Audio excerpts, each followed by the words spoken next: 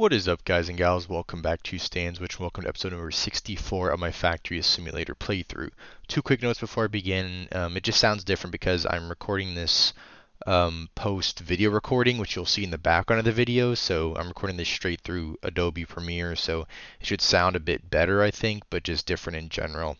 And then second note is just the background footage you see is about 2 hours of footage I grabbed as I was planning all this stuff out that you'll see here in a second. And I'm just going to speed that up to be whatever length is needed to kind of cover how long this monologue goes on, or this however long I talk for. So the picture you see up on the screen now that I just put up is the plan I have for tier 8. For reference, this is the plan for tier 7 I'll show for a few seconds right now. And then back to the tier 8 one. You can see tier 8, there's a lot more stuff, but it's also a lot more organized as far as how I laid it out. So on the middle left, more so left than middle, you can see the TMA, the Teraplex Mechanical Assembly, the final item of tier 8. And then on the left of that is the Advanced Mechanical Assembly, which is, I believe, a tier 4 item. And then branching up and down from there is the parts that go into that. And then from the Teraplex Mechanical Assembly to the right, you make the Teraplex itself.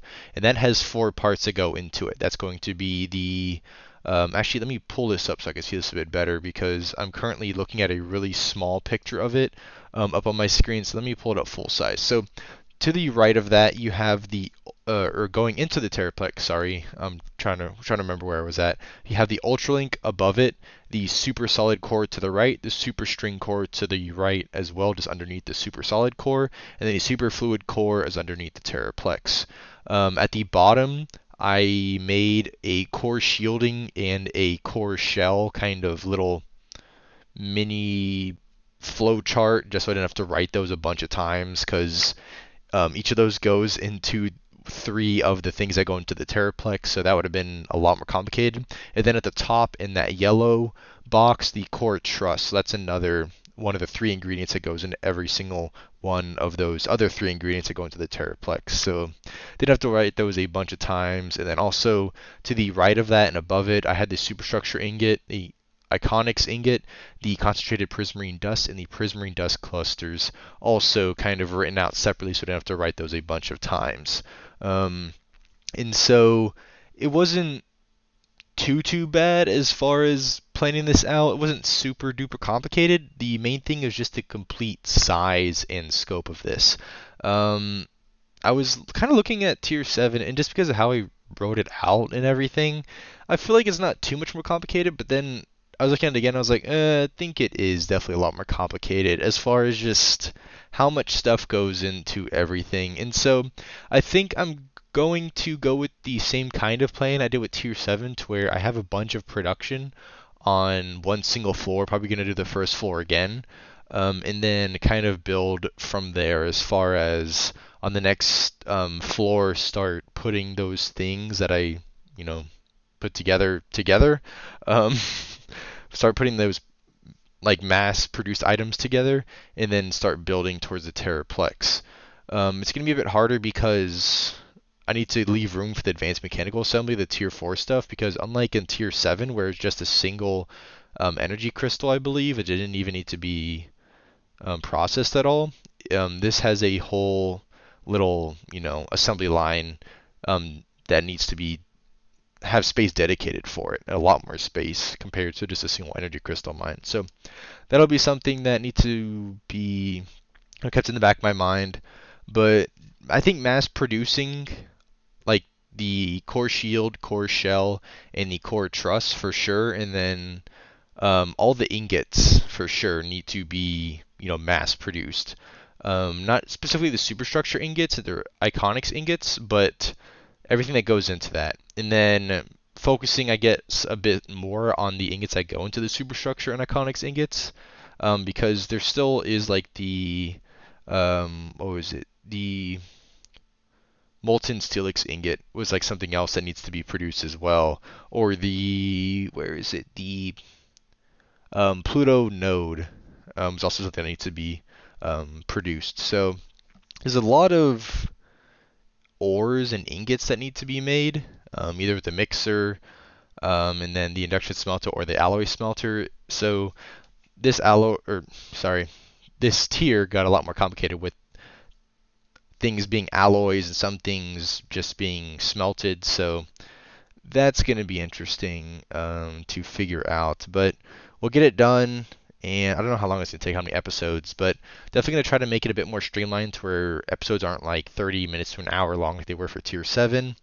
And also, I'm going to be doing some testing, especially for that first production floor, to see what the fastest way to produce stuff is. Because I believe three of the, what do you call it? I guess they are ores. Three of the mixed ores use concentrated prismarine dust. The other three use prismarine dust clusters, and then there's one that uses, what is it, concentrated molten dust. That's the raging steelix. So setting up two separate areas that use concentrated prismarine dust and then prismarine dust clusters, and then one small area that utilizes concentrated molten dust is going to be interesting as far as keeping it small size wise and keeping everything in one spot. So that's going to be probably the hardest part to start out with for sure, is figuring out that production area at the very base of our factory, because not only is it the literal base of our factory, but it's also going to be the base of all our production and how quickly our factory produces the TMA, the Teraplex mechanical assembly. So this is definitely going to be a short episode just because I was just going over this and I spent 2 hours recording even though I wasn't talking during it. But writing out the actual plan took a very long time. I don't know if I could find, maybe real quick while I'm talking, a bit of time. So I created the document at 8:18 p.m. and last time I modified it was at 10:20 p.m., which is a minute ago. I don't know how that was a minute ago, but apparently I modified it. I don't know if that means just opening it, but so I don't think it took me that whole time, but it probably took close to an hour, maybe an hour and a half, honestly, to write it all out, just because I was also talking to people in game and moving around. So, I wouldn't be kicked for being AFK, but didn't want to be completely absent from the game because, as usual, I had a bunch of people stop by and glad they could come by, but sadly you won't really be able to see them because this, diagram is going to be in the way for most of the video. But regardless, hopefully I'll learn something. You can definitely use this. I probably am going to post this picture in my Discord server. If you're in there, you'll have access to it.